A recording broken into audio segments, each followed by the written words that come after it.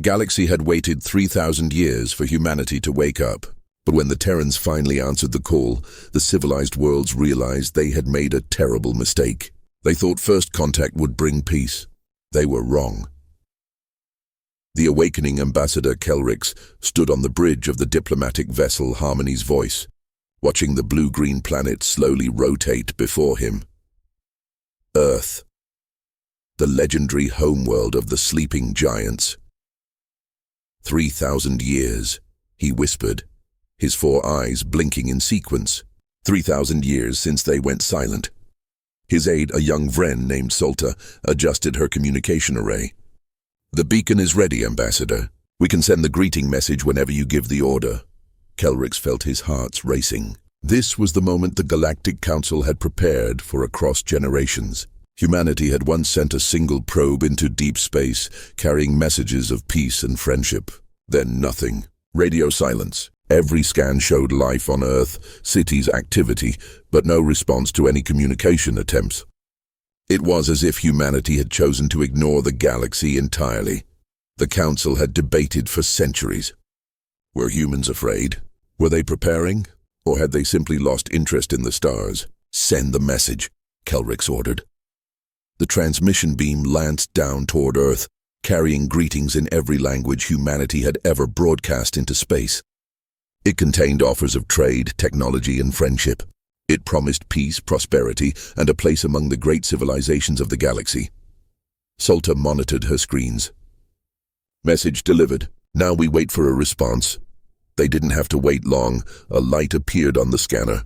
Then another. Then a dozen more. Ships were launching from Earth, rising through the atmosphere like predators leaving their den. "Are those their diplomatic vessels?" Solta asked, her voice uncertain. Kelrix watched the formations take shape. The human ships moved with precision, forming attack patterns, not greeting formations. His blood ran cold. "No," he said quietly. "Those are warships." The lead vessel was massive, larger than anything in the Galactic Council fleet. It was black as the void between stars, covered in angular armor plating that seemed to drink in light rather than reflect it. Weapon ports lined its hull like the eyes of a spider. A transmission crackled through the speakers. The voice was human, male, and utterly calm. "Unknown vessel, you have entered Terran-protected space without authorization. Power down your engines and prepare to be boarded. Any attempt to flee or fight will be met with immediate destruction. You have 30 seconds to comply." Kelrix felt his legs weaken. This must be a misunderstanding. "Solta, send them the peace protocols. Tell them we come as friends." Solta's fingers flew across her controls. "Sending now, Ambassador. I'm transmitting our diplomatic credentials, the Council Charter, everything we have." 20 seconds passed. The human warships continued their advance, weapons charging. "They're not responding to our peace signals." Solta's voice was rising in panic, broadcast on all frequencies. Kelrix shouted, "Tell them we are unarmed. Tell them we mean no harm." 10 seconds. The massive black warship, the one leading the formation, suddenly accelerated. It moved impossibly fast for something so large, closing the distance in heartbeats. 5 seconds. "Ambassador, they're locking weapons on us." Solta screamed. Kelrix made a decision. "Emergency jump! Get us out of here now." But before Solta could activate their faster-than-light drive, the human warship fired. Not a killing shot, but a precise beam that struck their engine core. The Harmony's Voice shuddered, and every system went dark. Emergency lighting flickered on, bathing the bridge in red. "Engine destroyed," Solta reported, her voice shaking. "We're dead in space." Kelrix watched helplessly as the human warships surrounded them. Boarding craft detached from the larger vessels, moving toward them like mechanical sharks. "Open a channel," Kelrix said. "Any channel they'll accept." A screen flickered to life. A human face appeared, a woman with short dark hair and eyes like chips of ice. She wore a military uniform, black with silver insignia. "I am Captain Sarah Chen of the Terran Defense Force, commanding the TDF Retribution. You are now prisoners of war. Your vessel will be seized, your crew detained, and your government held accountable for this act of espionage." Espionage? Kelrix couldn't believe what he was hearing. "Captain Chen, there has been a terrible misunderstanding. We are diplomats from the Galactic Council. We came in peace to establish first contact with humanity. Captain Chen's expression didn't change. First contact was established 3,000 years ago when your council sent attack drones into our solar system. We destroyed them then, and we've been preparing for your inevitable invasion ever since. The only reason you're still alive is because we want to know how many more ships you're bringing. Kelrix felt the room spinning. Attack drones? Captain, we sent no such thing. 3,000 years ago, we detected humanity's probe and responded with greetings and offers of friendship. We've been trying to establish peaceful contact ever since. For the first time, Captain Chen's certainty seemed to waver. Her eyes narrowed. You're saying you didn't send armed vessels to Earth 3 millennia ago? Never, Kelrix said firmly. The Galactic Council is dedicated to peace. We have been trying to contact humanity for generations, but you went silent. We thought you were afraid of us, or simply not interested in joining the galactic community. Captain Chen turned away from the screen, speaking to someone off-camera. Kelrix could hear heated discussion in the background, words in several human languages he didn't understand. When she turned back, her face was harder than before. Ambassador Kelrix, if what you're saying is true, then we have a serious problem. Because someone attacked Earth 3,000 years ago. Someone sent warships disguised as friendly contact. Someone tried to wipe out humanity before we could become a threat. She leaned closer to the camera. And if it wasn't you, then we need to find out who it was. Because they're still out there, and they clearly don't want humanity among the stars. Kelrix felt ice spreading through his veins. Captain, the Council must know about this immediately. If someone attacked Earth and made it look like us, if someone has been preventing communication between our peoples, then this is a conspiracy that threatens the entire galaxy. Agreed, Captain Chen said. Which is why you're going to take me to your Galactic Council.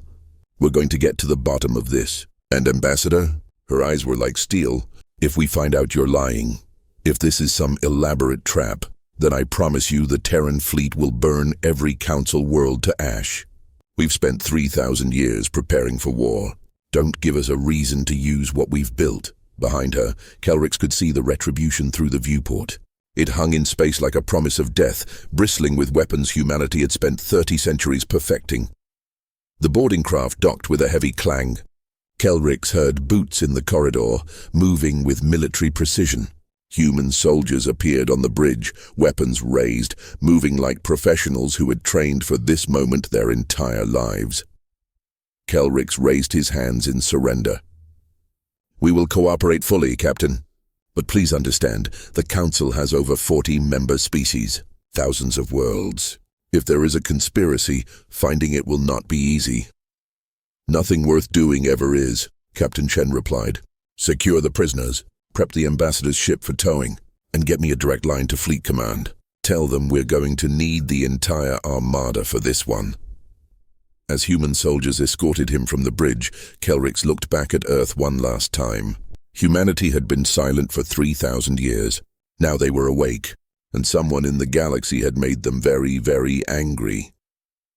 The question was, who had poked the sleeping giant? And more importantly, why? As the retribution turned away from Earth, dozens more warships emerged from the dark side of the planet. Then hundreds, then thousands. The entire Terran defense force, built in secret, prepared in silence, ready for the war they thought was coming. Kelrix realized with growing horror that first contact hadn't brought peace. It had unleashed something the galaxy wasn't prepared for. Humanity had evolved in isolation, believing they were alone and under threat. They had unified their entire species around a single purpose, survival, and now someone was going to pay for making them afraid. The Council's fear, the journey to the Galactic Council's headquarters, took 12 days. Captain Chen insisted on having 4 Terran warships escort them, including the Retribution. Kelrix watched as the human vessels moved through space with a grace that seemed impossible for their size. Their technology was different from anything the Council used. Darker, more aggressive, built for war, not exploration. They don't trust us, Salter whispered as they sat in their quarters under guard. 2 human soldiers stood by the door, silent and watchful. Can you blame them? Kelrix replied. Someone attacked their world and made them believe it was us. 3,000 years of isolation, thinking the galaxy wanted them dead. What would that do to a species? Solta looked at the guards. It would make them dangerous. The council station appeared ahead, a massive ring structure orbiting a neutron star.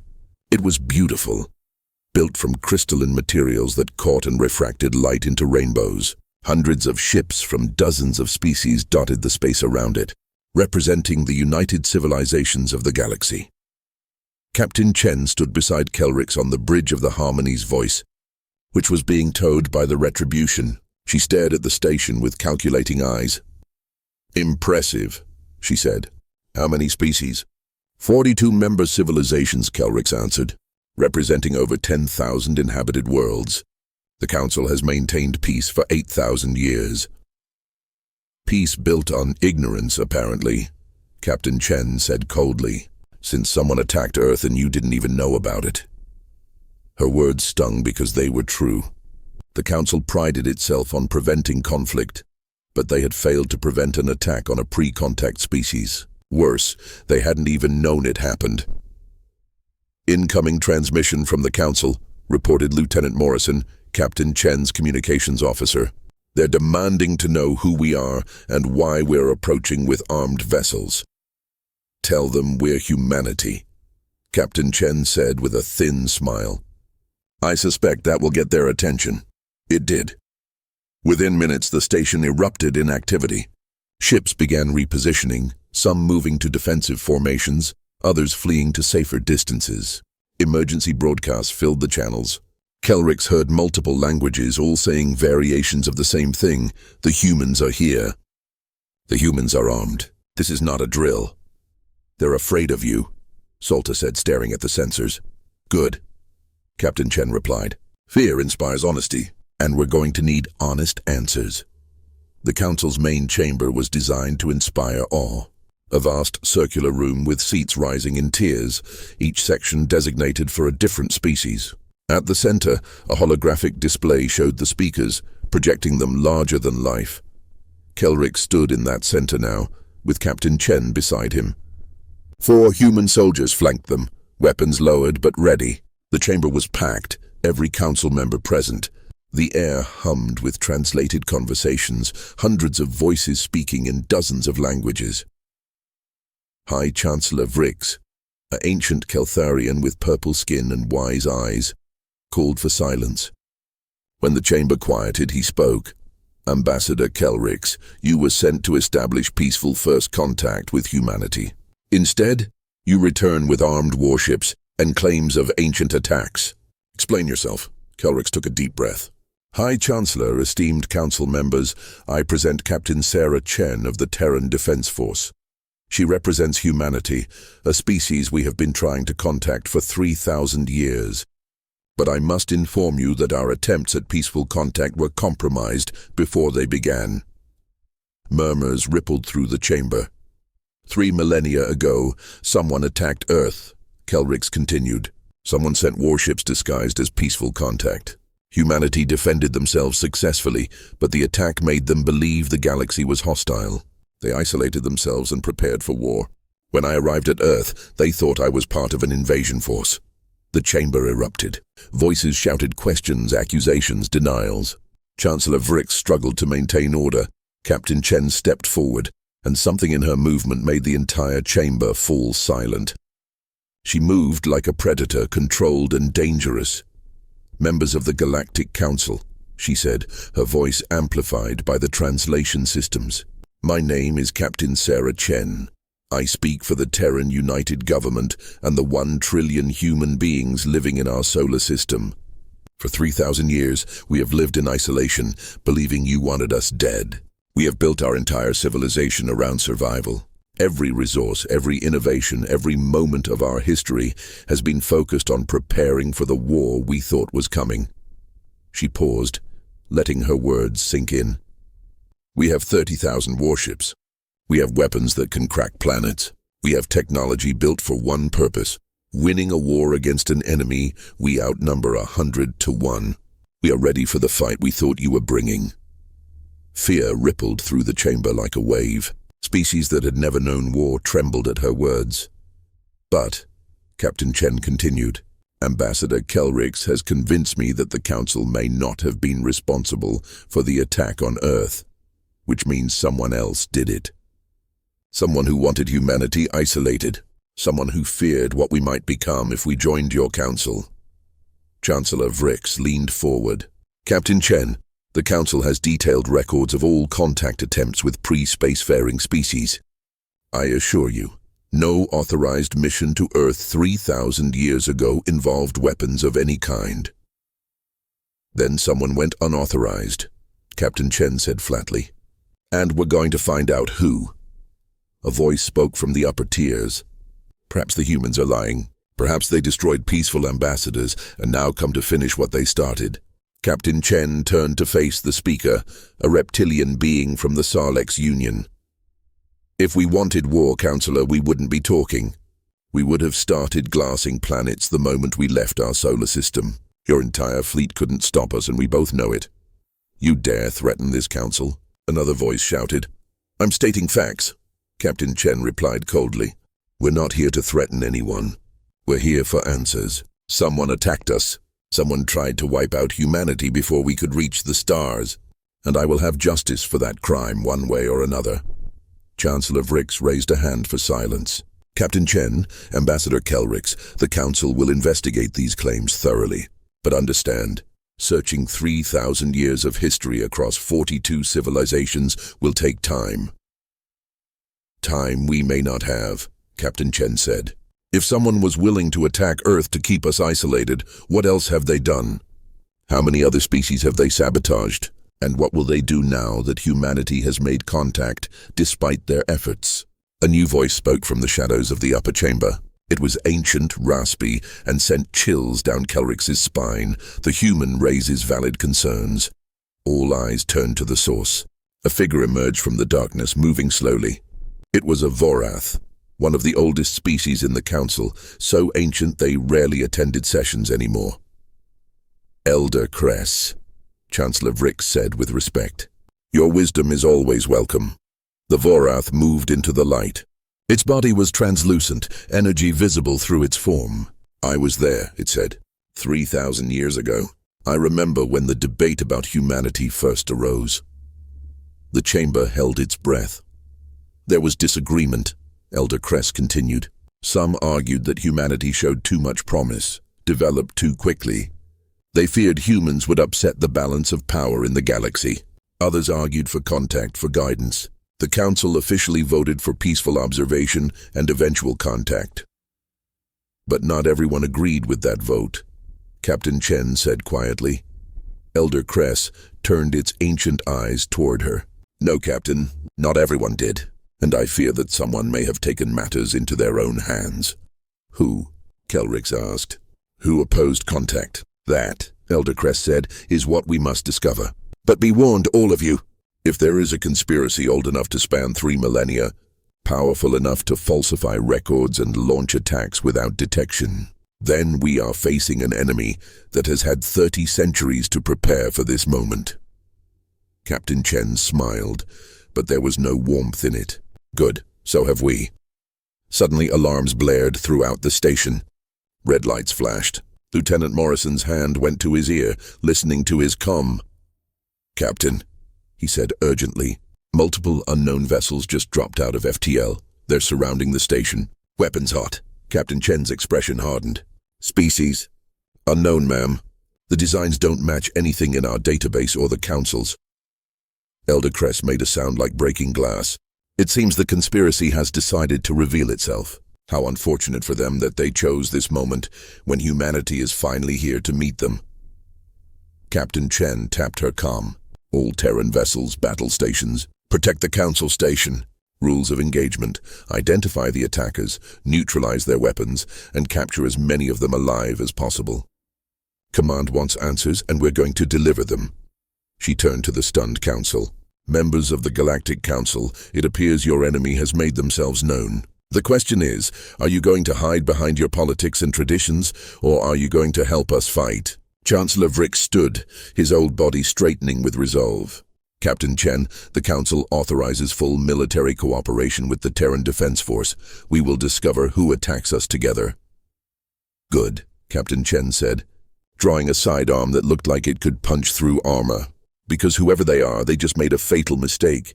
They spent 3,000 years making humanity afraid. Now they're going to learn what happens when frightened humans decide to fight back. Outside the station, unknown warships opened fire. The battle for the Council had begun. Shadows and steel, the Council station shuddered as the first weapon struck its shields. Kelrix grabbed a railing to steady himself, watching through the massive viewing windows as energy beams lanced through space. The attacking vessels were unlike anything he had ever seen, asymmetrical, organic-looking, built from materials that seemed to shift and change in the light. Captain Chen was already moving, barking orders into her comm. Morrison, get our ships into defensive formation around the station. Wilson, I want targeting solutions on every hostile vessel. Rodriguez, coordinate with Council security, get their evacuation procedures started. Ma'am, Morrison reported, the hostiles number 47 vessels. They're using some kind of phase shift technology. Our targeting systems are having trouble locking on. Then get creative, Chen snapped. Pattern recognition, heat signatures, gravitational displacement, I don't care. Find a way to hit them. On the holographic display, the Terran warships moved with practiced efficiency. The Retribution positioned itself between the station and the largest cluster of enemy vessels, its massive bulk serving as a shield. The other 3 Terran ships, Vengeance, Defiance, and Reckoning, spread out to cover different approach vectors. Kelrix watched in amazement. The Council's defense fleet was scrambling to respond, ships moving into position with practiced but slow movements. They hadn't fought a real battle in centuries. The Terrans moved like they fought wars every day. Council Defense Coordinator on the line, Lieutenant Rodriguez said. A Pelthian appeared on the screen, his face tentacles writhing in distress. Captain Chen, our weapons are having minimal effect on the hostile vessels. Their armor technology is beyond our understanding. Then let us handle the shooting, Chen said. Focus your ships on shield support and point defense. Protect the station and let us engage the hostiles directly. But Captain, you only have 4 ships against 47. Chen smiled grimly. Coordinator, we've been preparing for a fight like this for 3,000 years. 4 ships is all we need. She cut the channel and turned to her weapons officer. Wilson, I want a firing solution that accounts for their phase shifting. Model it as a probability field.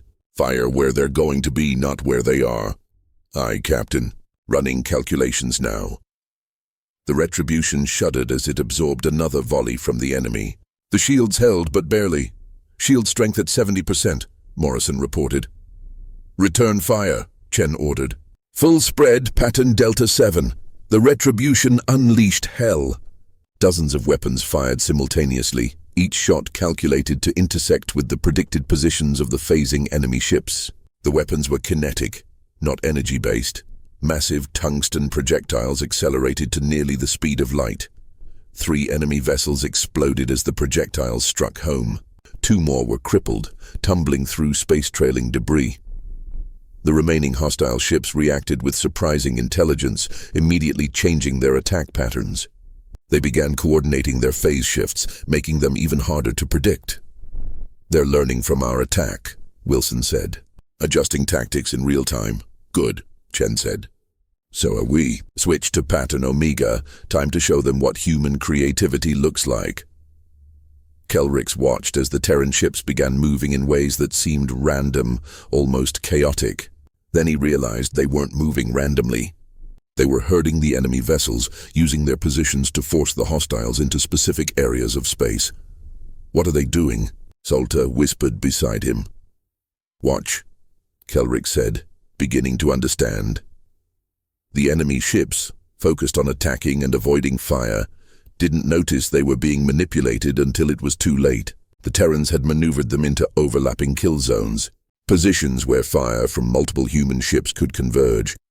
All ships, execute Omega Strike, Chen commanded. The 4 Terran vessels fired simultaneously. The kinetic weapons created a web of death that the phase-shifting enemy ships couldn't avoid. No matter where they phased to, there was a projectile waiting. 8 more enemy vessels died in the space of seconds. The remaining hostile ships broke formation, scattering in all directions. Some retreated toward the edge of the system. Others made desperate attack runs on the station itself. "Don't let them escape," Chen ordered. "Vengeance, defiance, pursue the runners. Reckoning, you're with me. We protect the station." 2 Terran ships peeled off in pursuit, while the Retribution and Reckoning moved to intercept the ships attacking the station. The Council's defense fleet, bolstered by the Terran tactics, began having more success against the enemy. But then something changed. The enemy vessels that had been retreating suddenly stopped. They turned as one, moving with perfect synchronization. "And they began to glow, Captain," Wilson said, his voice tight. "I'm reading massive energy buildups in those vessels. They're powering up something big. Evasive maneuvers," Chen shouted. "All ships scatter pattern." But it was too late. The enemy vessels released their energy in a coordinated burst. Not at the ships, but at the space around them. Reality itself seemed to ripple and tear. Artificial wormholes. Morrison shouted. "They're opening gates." Through the tears in space, more ships emerged. Hundreds of them. Thousands.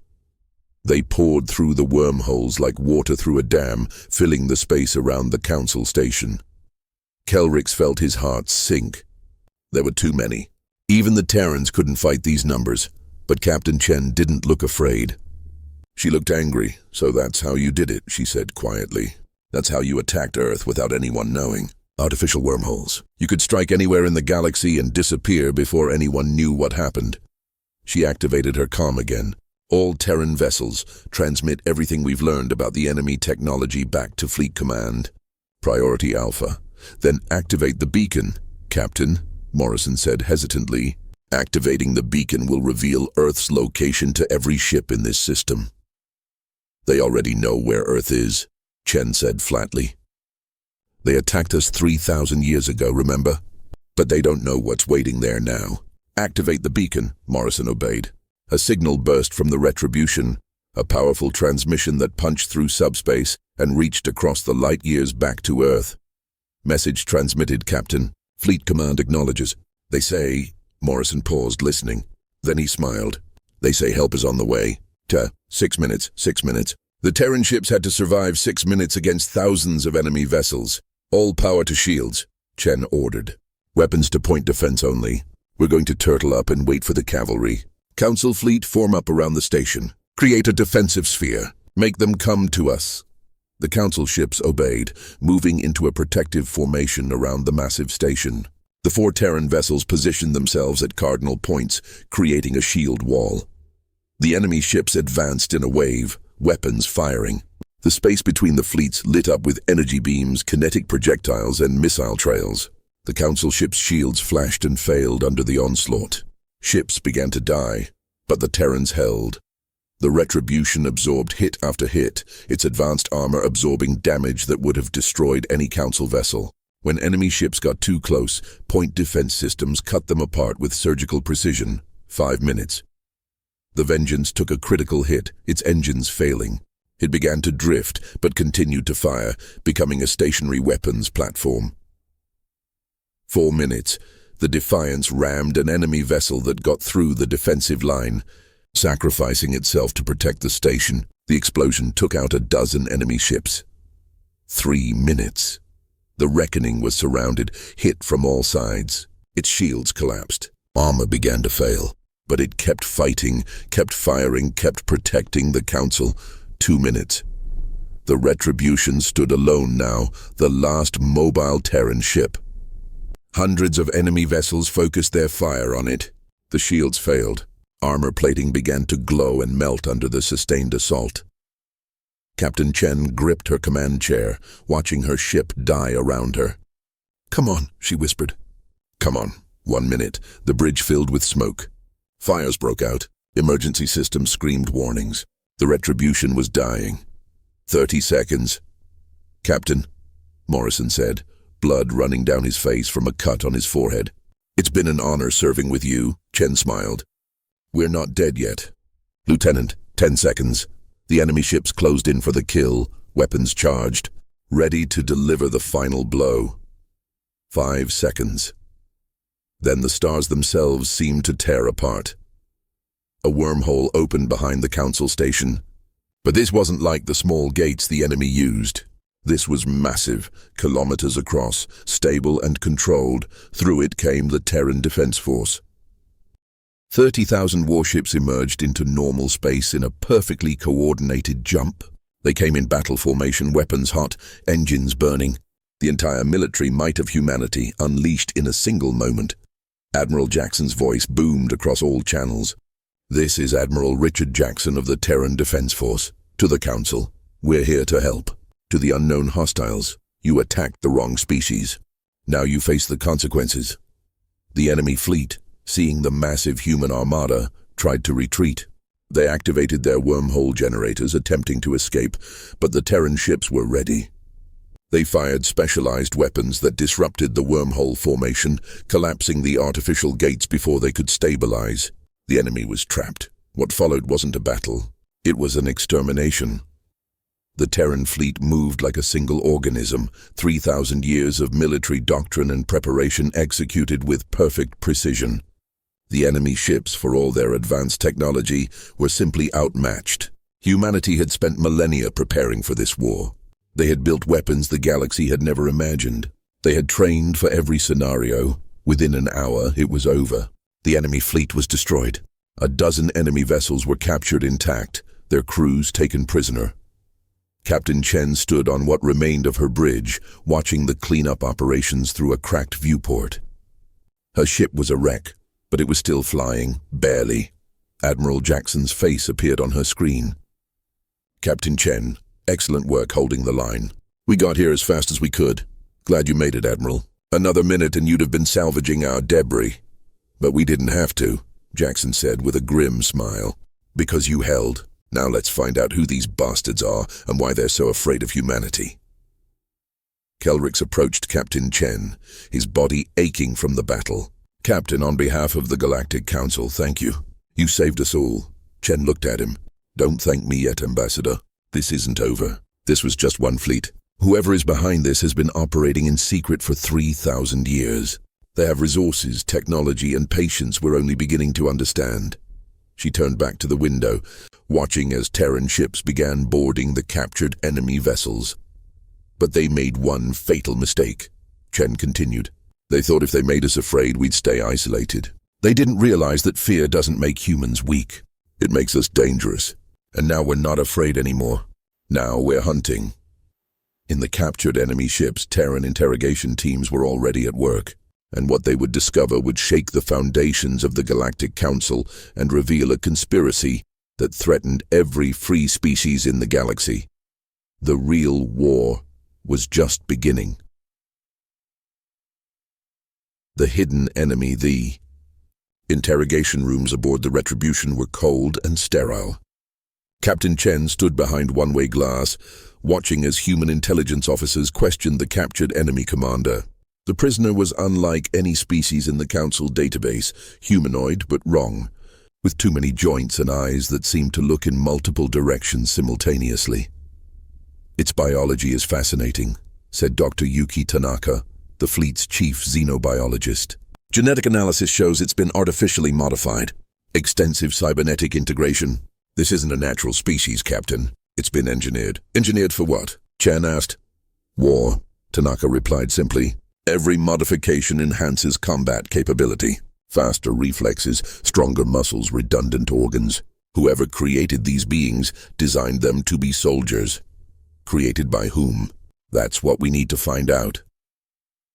Inside the interrogation room, Lieutenant Commander Harris, head of intelligence, leaned forward. "You attacked Earth 3,000 years ago. You tried to exterminate humanity. Why?" The prisoner said nothing, its multiple eyes fixed on some point beyond the walls. "We can make this easy or hard," Harris continued, "but you will talk eventually.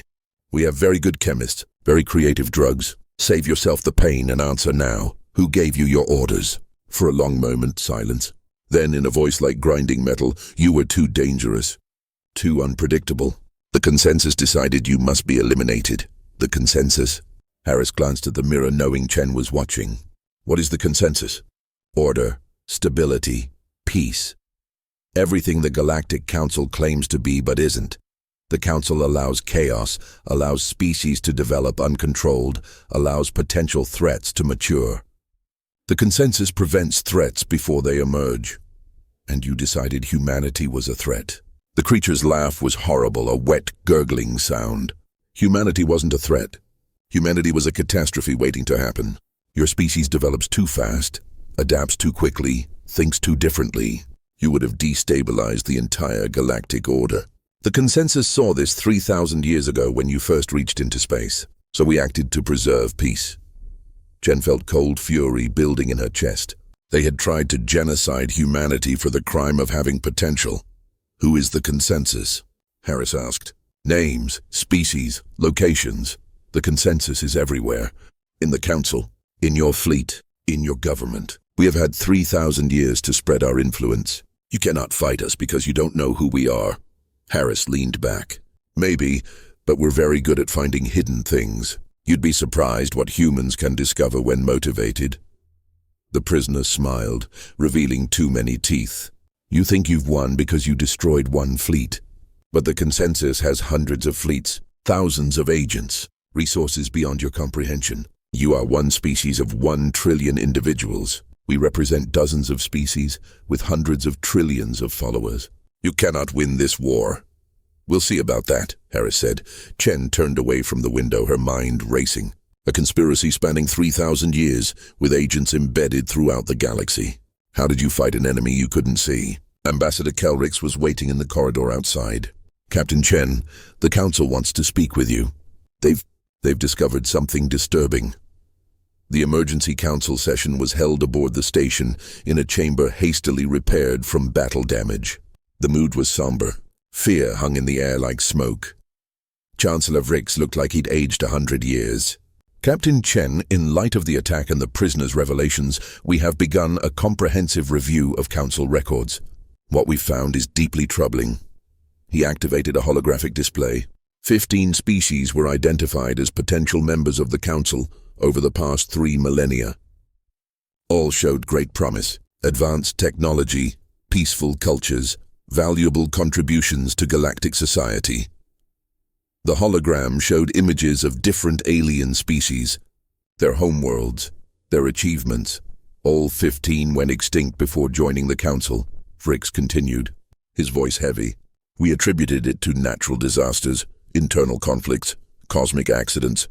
But now, looking at the pattern, examining the evidence we previously ignored. He paused, struggling with the words. The consensus murdered them all. 15 species, billions of innocent lives, erased because someone decided they were too dangerous to live. The chamber erupted in shock and horror. Council members cried out, some in denial, others in rage. That's not all, Elder Cress said, its ancient voice cutting through the chaos. We've identified 7 council members whose voting patterns over the centuries show suspicious correlations. They consistently opposed certain initiatives, blocked certain investigations, diverted resources away from specific projects. We believe they are consensus agents. 7 traitors among us, someone shouted. Who are they? Tell us. We cannot reveal their identities yet, Chancellor Vrix said. If we expose them, the deeper network will scatter and hide. Captain Chen's intelligence team has developed a plan to use them to infiltrate the consensus. Chen stepped forward. The prisoners believe they've won because they're widespread and we're just one species. They're wrong. Being widespread makes you vulnerable. Every agent, every sympathizer, every connection is a thread we can pull. And humans are very, very good at pulling threads until the entire tapestry unravels. She brought up her own display. We're going to feed false information to the suspected council agents. Make them think we're planning to attack consensus strongholds that don't exist. When they try to warn their masters, we'll track the communications. Every message they send reveals more of their network. Every contact they make gives us another target. A counterintelligence operation, Kelrix said, understanding dawning. You're going to use their own spy network against them. Exactly. But we need the council's cooperation. We need you to act normally, to pretend you don't know there are traitors among you. Can you do that? Chancellor Vrix looked around the chamber, seeing the anger and determination on the faces of the council members. Captain Chen, for 3,000 years someone has manipulated us, used us, murdered under our watch. Yes, we can pretend. And when you've found them all, we will have justice. Not just justice, Chen said coldly. Answers. We're going to find out exactly how deep this conspiracy goes. And then we're going to end it. The operation began immediately. Admiral Jackson positioned the Terran fleet throughout the Council's territory, ostensibly to provide protection against further attacks. In reality, every ship was equipped with the most advanced surveillance equipment humanity had ever built. Nothing would happen in Council space without the Terrans knowing about it. Meanwhile, Captain Chen's intelligence team began feeding false information through carefully selected channels. Fake invasion plans, false troop movements, fabricated intelligence reports, all designed to panic the consensus agents into making mistakes. It took 3 days. One of the suspected council members, a Vraxian named Tol Morex, sent an encrypted message. The Terran surveillance systems caught it instantly, broke the encryption in seconds, and traced it to a relay station in the Outer Rim. "Got you," Chen whispered, watching the data stream across her screen. The message revealed the location of a consensus base hidden in an asteroid field. More importantly, it revealed the communication protocols the consensus used. With that information, Terran cryptographers could intercept and decode every message the consensus sent. Over the next 2 weeks, the intelligence flowed like water. The Terrans mapped the entire consensus network. Bases, agents, sympathizers, supply lines, everything. The conspiracy was vast, reaching into nearly every major civilization, but now it was visible. "They have 63 major bases," Admiral Jackson said, studying the tactical display. "Hundreds of minor outposts, approximately 400,000 warships dispersed across the galaxy, and an estimated 10 billion operatives and sympathizers embedded in various governments and organizations." "Can we win against those numbers?" Kelrix asked. Chen smiled. "Ambassador, wars aren't won by numbers alone. They're won by strategy, by will, and by the ability to make your enemy fight on your terms. The consensus thinks they're hidden and safe. That's their weakness. They've never had to fight an enemy who could see them. What's your plan? Simple. We hit them everywhere at once. Simultaneous strikes on every major base. We move so fast they can't coordinate a response. We capture their leadership before they can scatter. And we do it with overwhelming force so they know resistance is futile." Admiral Jackson nodded. "We've already begun mobilizing the fleet. But Captain, even with surprise on our side, this is going to be bloody. We're talking about battles on hundreds of worlds." "I know," Chen said quietly. "But this ends now. They tried to exterminate humanity. They've murdered billions across 15 species. They've corrupted the Galactic Council and destabilized the galaxy for 3 millennia. No more. We end this or we die trying." The attack was scheduled for 48 hours later, but the consensus had one more surprise. Chen was in her quarters, reviewing tactical data when the emergency alarm sounded. She ran to the bridge, where Morrison was frantically working his console. "Captain, we just detected a massive wormhole opening in the Sol system. Near Earth." Chen's blood turned to ice. "How many ships?" "Thousands, ma'am. It's a full-scale invasion fleet. They're attacking Earth."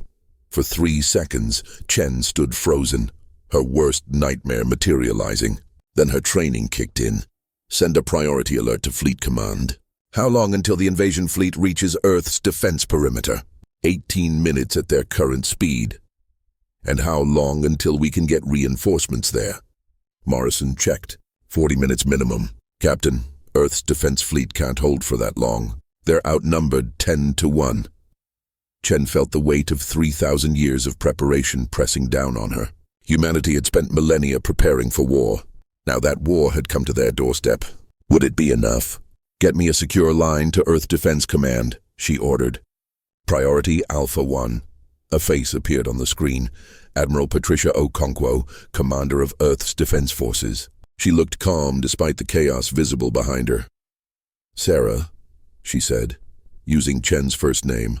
"We see them. We're ready. Can you hold?" "We'll hold," Okonkwo said with absolute certainty. "This is what we trained for. This is what we built everything for. They wanted to exterminate us 3,000 years ago. We're going to show them why that was a mistake.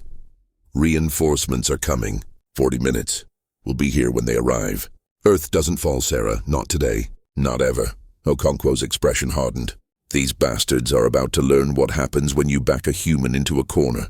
We don't surrender. We fight. The screen cut to a tactical overview of Earth's solar system. Chen watched as the massive consensus fleet approached the blue-green planet. And then she saw Earth's response. From hidden bases on the Moon, on Mars, in the asteroid belt, from beneath the oceans and deep within the planet's crust, humanity's true defense network activated. Thousands of orbital weapons platforms, hidden missile batteries, energy weapons built into the framework of the planet itself. And the home fleet, 10,000 warships that had never left the solar system, kept in reserve for exactly this moment. Earth wasn't just defended. It was a fortress, a death trap. 3,000 years of paranoid preparation crystallized into the most heavily armed location in the galaxy. The consensus fleet entered the defense perimeter, and Earth opened fire. What happened next would be recorded in the histories of every species in the galaxy. The Battle of Earth lasted 37 minutes. The consensus brought 5,000 warships, expecting to overwhelm a primitive species barely capable of space travel. They were wrong. Orbital weapons platforms fired coordinated volleys that cut through enemy formations like knives. Hidden missile batteries launched swarms that blotted out the stars. The home fleet engaged with tactics refined through 3,000 years of simulation and drill. And Earth itself, the entire planet, was weaponized. Massive railguns built into the crust launched projectiles at relativistic speeds, turning enemy ships into expanding clouds of plasma. By the time Chen's reinforcements arrived, the battle was over. Debris filled the space around Earth. The consensus fleet was annihilated. Not a single enemy ship escaped. Chen stared at the tactical display, overwhelmed. They didn't just win. They didn't lose a single ship. Ma'am, Morrison said quietly, I'm receiving a message from Admiral Okonkwo. She says, and I quote, tell the consensus we're ready for round 2. Next time bring more ships. Despite everything, Chen laughed. It was a harsh sound without humor, but it was genuine. Broadcast that message on all channels. Make sure every consensus agent hears it. Let them know what they're really fighting. Ambassador Kelrix, who had been watching the battle data in stunned silence, finally spoke. Captain Chen, I begin to understand why the consensus feared humanity. You are terrifying when threatened. No, Ambassador, Chen said, turning to face him. We're terrifying when we're preparing for a threat. Now that the threat is real, now that we're actually fighting, we're something much worse. We're focused. She activated her comm to address the entire Terran fleet. All ships, all personnel, this is Captain Chen. The consensus just attacked Earth and learned what happens when you threaten humanity's homeworld. Now it's our turn. Execute Operation Reckoning. Hit every consensus base simultaneously. Show them that attacking Earth was the last mistake they'll ever make. Across the galaxy, 30,000 Terran warships moved as one. They emerged from wormholes above consensus bases, weapons armed, precision targeting locked. This wasn't conquest. This was extermination. The first phase of Operation Reckoning eliminated 47 major consensus bases in less than an hour. The second phase captured 16 more intact, along with hundreds of high-ranking consensus officers. The third phase began hunting down every agent, every sympathizer, every supporter. The consensus had operated in shadows for 3,000 years. Now those shadows were filled with human warships, and nowhere was safe. In 72 hours, the war was effectively over. The consensus fleet was destroyed, their leadership captured or dead, their network exposed and dismantled. What had taken 3 millennia to build crumbled in 3 days. Captain Chen stood in the main council chamber, presenting the captured consensus leadership to the assembled representatives of galactic civilization. These are the individuals who attacked Earth, who murdered 15 innocent species, who corrupted your council and destabilized your peace, she said. They believed they could control the galaxy through fear and manipulation. They were wrong. She gestured to the prisoners who stood in restraints, their expressions ranging from defiant to broken. The Terran United Government, In cooperation with the Galactic Council, we'll conduct fair trials for all consensus members. Those guilty of genocide will face justice. Those who were merely following orders will be given the opportunity to cooperate and testify. And when this is over, the galaxy will know the full truth of what happened. Chancellor Vrick stood. Captain Chen, on behalf of the Galactic Council, we thank humanity for their courage, their strength, and their mercy. You could have taken revenge. You could have become conquerors. Instead, you chose justice. You have honored the ideals the Council was founded upon, ideals we shamefully forgot. We didn't do this alone, Chen said. Dozens of Council species contributed intelligence, resources, and support. This victory belongs to all of us. But Elder Cress spoke, its ancient voice carrying weight. Captain Chen is being modest. The truth is simpler. The consensus feared humanity for good reason. You are a dangerous species, dangerous to those who threaten the innocent, dangerous to those who would rule through fear. The consensus wanted to eliminate you before you could upset their plans for galactic dominance. The Elder paused, letting its words sink in. They succeeded only in ensuring that when humanity finally reached the stars, you would be ready for war. And now you have won that war in days. The question becomes, what will humanity do with that power? All eyes turned to Chen. This was the moment that would define humanity's place in the galaxy. Chen took a deep breath. Elder Cress, members of the Council, 3,000 years ago, someone attacked Earth. They made us afraid. They made us believe the galaxy wanted us dead. So we prepared for war. We spent every resource, every moment building weapons and warships and defense systems. She paused, choosing her words carefully. But we also spent those 3,000 years building something else, a unified world government, a society without poverty or war, a civilization that valued knowledge and compassion as much as strength. We prepared for war, yes, but we never forgot how to make peace. She gestured to the viewing window, where Earth hung in the distance, blue and beautiful and scarred from battle. We don't want to conquer the galaxy. We don't want to rule anyone. We just want what we've always wanted, to explore, to learn, to find our place among the stars. The consensus tried to take that from us. They failed, and now, if the Council will have us, humanity would like to formally apply for membership. The chamber erupted in applause, dozens of species showing their approval in dozens of different ways. Chancellor Vrick smiled, a genuine expression of joy. Captain Chen, it would be our honor to welcome humanity to the Galactic Council, though I suspect we will need to update our military protocols significantly. Your tactics are revolutionary, Chen smiled back. We'd be happy to share our knowledge, Chancellor. After all, that's what being part of a community means. We protect each other, we learn from each other, we grow stronger together. As the council session continued, planning humanity's integration and the trials of the consensus leadership, Chen stepped outside onto an observation deck. She looked at the stars, seeing them differently now, not as threats or enemies, but as possibilities. Ambassador Kelrix joined her. Captain, I must ask, were you ever truly afraid of us? When you thought we were attacking Earth 3,000 years ago? Chen considered the question. Afraid? Yes, but more than that, we were disappointed. We thought we'd found friends in the universe. When we believed those friends were actually enemies, it broke something in us. We prepared for war, but a part of humanity never stopped hoping we were wrong. And now we know the truth. The galaxy isn't our enemy, just a small group of fanatics who feared change. We dealt with them. Now we can focus on what we should have been doing all along, exploring, discovering, and making friends. She turned to face him. Ambassador, humanity has a saying, the best revenge is living well. The consensus tried to destroy us. Instead, they made us stronger. Now we're going to live very well indeed. We're going to explore every corner of this galaxy. We're going to make amazing discoveries. We're going to build incredible things. And every moment of joy, every breakthrough, every friendship we make will be proof that they failed. Kelrix felt his heart lift. For the first time since meeting humanity, he wasn't afraid of them. He was excited to see what they would do next. Welcome to the Galactic Council, Captain Chen. Welcome to the stars. Chen smiled, and for the first time in days, it reached her eyes. Thank you, Ambassador. It's good to finally be home. A new dawn 6 months after the end of the Consensus War, as it was now called.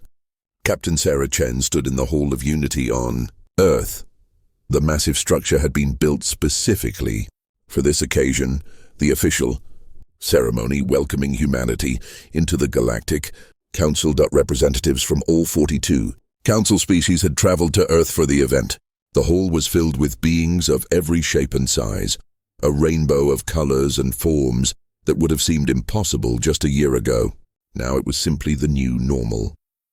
Chen wore her dress uniform, black with silver trim, the same uniform she'd worn when first meeting the council.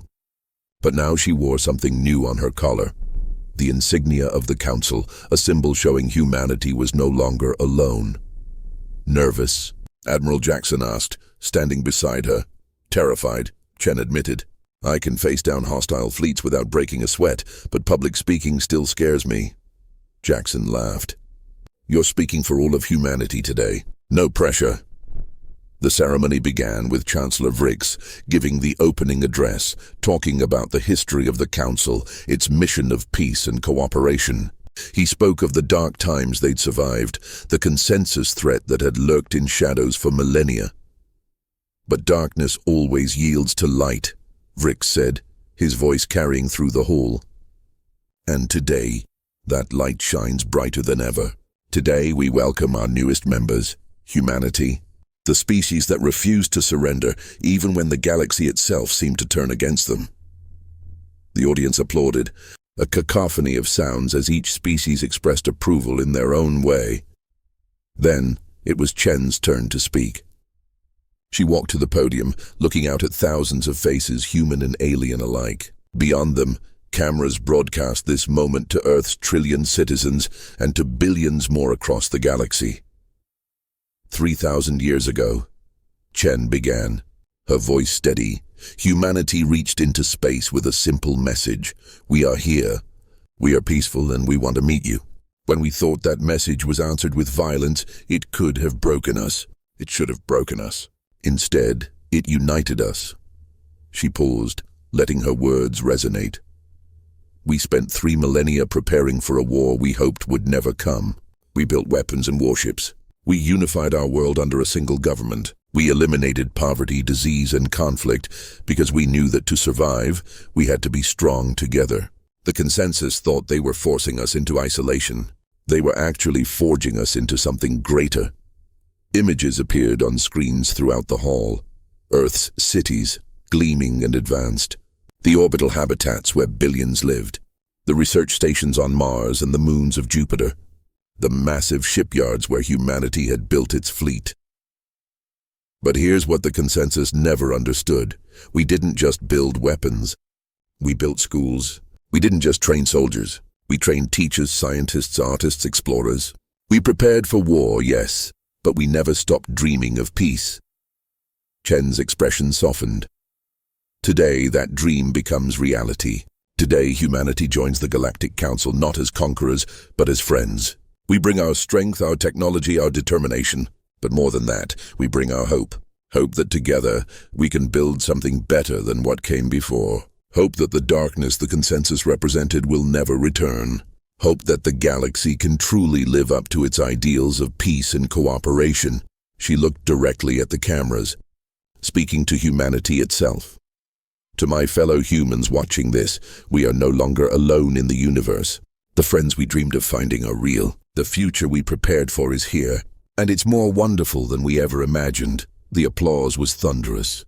Chen stepped back from the podium, feeling the weight of 3,000 years of preparation lifting from her shoulders. Humanity had arrived, not with conquest or dominance, but with dignity and hope. The formal signing ceremony followed. President Maria Santos, representing the Terran United Government, signed humanity's admission to the Galactic Council. Chancellor Vrix countersigned, and with those signatures, humanity officially joined the galactic community. But the ceremony was just the beginning. In the weeks that followed, human scientists began collaborating with alien researchers. Technologies that had taken humanity centuries to develop were shared freely. In return, aliens shared their own discoveries. Faster-than-light communication, advanced medical techniques, new energy sources. The exchange of knowledge was explosive. Human explorers joined mixed-species crews to map uncharted regions of space. Human diplomats worked alongside alien counterparts to resolve old conflicts and build new alliances. Human artists collaborated with alien creators, producing works that merged different cultural perspectives into something entirely new. And the Terran Defense Force, the military that had been built for war, found a new purpose. They became the Council's rapid response force, protecting member worlds from pirates, natural disasters, and other threats. The weapons built to destroy the consensus now saved lives throughout the galaxy. Captain Chen, promoted to Admiral, commanded the Council's Joint Defense Initiative. Her flagship was no longer the battered Retribution, but a new vessel, the Unity, built collaboratively by human and alien engineers. It was twice the size of any previous human warship, incorporating the best technology from dozens of species. 6 months became a year. Then 2 years. The consensus trials concluded with the guilty sentenced and the innocent pardoned. The full truth of the conspiracy was published, available to every citizen of every council species. It was a dark chapter in galactic history, but one that was now closed. Chen stood on the bridge of the Unity, watching a joint human-alien colony being established on a previously uninhabited world. Hundreds of ships from a dozen species worked together, building a new home where multiple cultures could live side by side. Ambassador Kelrix, now humanity's primary liaison to the Council, joined her on the bridge. He had become a close friend over the past 2 years. "It's beautiful, isn't it?" he said, watching the colony take shape. "It is," Chen agreed. "This is what we hoped for, what we dreamed about during all those centuries of isolation. Do you ever regret it? The 3,000 years of preparation?" Chen considered the question carefully. "Regret is the wrong word. I'm sad it was necessary. Angry that the consensus forced us into it. But regret? No, that time made us who we are. It taught us to work together, to value every human life, to prepare for the worst while hoping for the best. Without those lessons, we might have joined the Council as a divided species, still fighting among ourselves. Instead, we came united and ready to be good neighbors." She turned to face him. "The consensus wanted to eliminate us because they feared we'd disrupt the galactic order. They were right to fear us, but wrong about why. We're not disruptive because we're violent or aggressive. We're disruptive because we refuse to accept that things can't get better. We look at problems and see solutions. We look at barriers and see challenges to overcome." Kelrick smiled. "That's what makes humanity special. Every species in the Council has their own strengths. But humans have something unique. You never stop pushing forward. You never accept defeat. You never stop trying to improve." "Is that a compliment or a warning?" Chen asked with a grin. "Both," Kelrick admitted. "You're going to shake up the Council in ways we can't even predict yet. Some species are nervous about that, but most of us are excited. The galaxy was getting stagnant before you arrived. Now suddenly everything feels possible again." An alert chimed on the bridge. Lieutenant Morrison, who had served with Chen since the beginning and refused every promotion that would have taken him off her ship, checked his console. "Admiral, we're receiving a distress call from the Outer Rim. A cargo ship is under attack by raiders." Chen's expression shifted instantly from contemplative to focused. "How far?" 30 minutes at maximum burn. Plot a course. All power to engines. Weapons, prepare for combat. Communications, alert the other ships in the fleet. We're not letting raiders threaten Council citizens." The Unity turned smoothly, its massive engines firing. Around it, other warships, human, Pelthian, Vraxian, Keltharian, fell into formation. The Council's new defense fleet, united and ready. As they accelerated toward the distress call, Chen felt a sense of rightness. This was what the Terran Defense Force had been built for. Not conquest, not revenge, but protection. Protecting those who couldn't protect themselves. Standing between the innocent and those who would harm them. The raiders, seeing the Council fleet approaching, tried to flee. They didn't make it. The Unity and her escorts disabled their ships within minutes, capturing them without casualties on either side. The cargo ship's crew, a mix of 3 different species, was rescued unharmed. The cargo ship captain, an elderly Vren, insisted on speaking with Chen personally. "Admiral," he said when the video link connected, tears in his 4 eyes. "Thank you. When I was young, raids like this were common. The Council couldn't respond fast enough to protect us. But you were here in minutes. You saved us. That's our job," Chen said simply. "That's why we're here, to make sure everyone in Council space can live without fear." "The humans truly are as remarkable as the stories say," the captain said. "For 3,000 years you prepared for war, and now you use that strength for peace."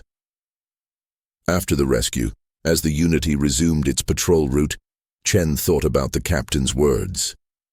She thought about the journey humanity had taken, from that first probe sent into space, through the dark centuries of isolation, through the desperate preparation for a war they didn't want, to finally arriving at the stars and finding friends instead of enemies. The consensus had tried to destroy humanity because they feared what humans would become. In doing so, they'd created the very thing they feared, a strong, united, determined species that refused to be victims. But they'd also created something they never expected, a species that had learned the value of peace because they knew the cost of war. Chen pulled up a file on her personal console, something she looked at whenever she needed to remember why she did this job. It was the original message humanity had sent into space 3,000 years ago, carried on that first probe. "We are a young species, reaching out into the cosmos with hope and curiosity. We do not know if anyone will hear this message, but we send it with open hearts. We are not perfect. We have made mistakes. We have known war and suffering, but we have also known love, compassion, and the desire to be better than we are. If you are listening, please know that we come in peace. We wish to learn from you, to share with you, to walk among the stars together as friends. We are humanity, and we are ready to take our place in the universe." That message, sent so long ago, had finally been answered, not by the consensus, who had tried to silence it forever, but by the genuine voices of dozens of species who were willing to give humanity a chance. And humanity had proven worthy of that chance. "Admiral," Morrison said, interrupting her thoughts. "New assignment just came through from Council Command. They want us to escort a scientific expedition to the Andromeda Relay. Apparently, there are some mysterious signals coming from that region, and they want humanity's unique perspective on the investigation." Chen smiled. A mysterious signal in an unexplored region. That was exactly the kind of adventure humanity had dreamed about for 3,000 years. "Set a course, Lieutenant. Let's go see what's out there." As the Unity turned toward new horizons, Captain Sarah Chen, now Admiral, thought about how far humanity had come. They had believed first contact would mean peace, and they'd been wrong. First contact had meant war, conspiracy, and betrayal. But second contact, real contact built on truth and understanding, had given them something better than they'd ever imagined. A place among the stars, friends across the galaxy, and a future full of endless possibilities. The Terran warship that had emerged from the shadows was no longer a symbol of humanity's fear. It was a symbol of their hope, their strength, and their commitment to protecting the peace they had fought so hard to achieve. And as the Unity jumped to faster-than-light speed, carrying its crew toward whatever mysteries awaited in the unexplored regions of space, one thing was certain. Humanity had arrived among the stars, and they were here to stay. The end 10 years later, the Galactic History Archive, located on the Council's central world, had a new wing. The Hall of Unity, it was called, dedicated to the events of the Consensus War and humanity's arrival in galactic society. Thousands of visitors walked through it every day, members of every Council species and many non-member species as well. They came to see the exhibits, to learn the history, to understand how the galaxy had changed. At the center of the hall stood a monument, a replica of the Retribution, the battered human warship that had held the line during the first battle of the Council. Beside it, a holographic display showed Captain Sarah Chen's face, speaking the words that had defined humanity's place in the galaxy. "We prepared for war, but we never stopped dreaming of peace." A human child, no more than 8 years old, stood before the monument with her Pelthian classmate. They were on a school trip, learning about the history that had shaped their world. "My grandmother served on the Retribution," the human girl said proudly. "She says Captain Chen was the bravest person she ever met." "My grandfather says humans are crazy," the Pelthian child replied. "He says you prepared for a war for 3,000 years. "We did," the human girl agreed. "But that's not the important part." "What is?" The human girl pointed at the inscription beneath Chen's hologram.